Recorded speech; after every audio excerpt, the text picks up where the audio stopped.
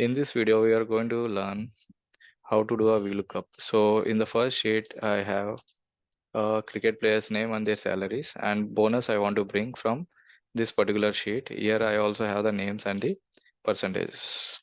So what I will do is I will put a VLOOKUP formula here. VLOOKUP, open the bracket, and for the first player, I will select the name of the player and then put a comma.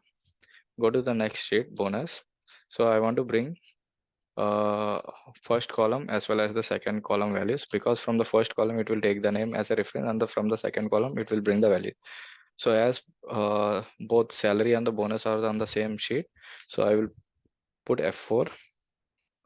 If it is in a different sheet, we don't need to put a F4. So when you put F4, it will add the dollar signs like this here. Once this is done, put a comma, and values I want to bring it from a column 2. So if it is a 4 or a fifth column, you have to give that column details, comma and 0, close the bracket and press enter. So it will bring all the values. Now take your cursor, and here it is a small highlighted dot is there. So just double click on it. It will bring the values for all the cricket players.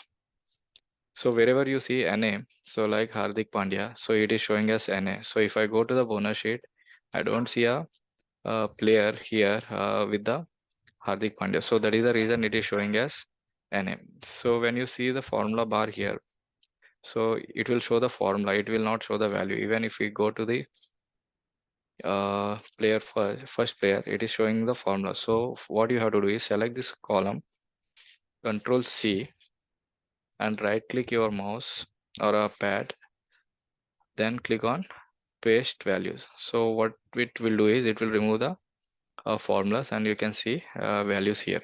So always try to keep formulas out of the values, so that there will not be an issue while copy paste or while sending it to someone.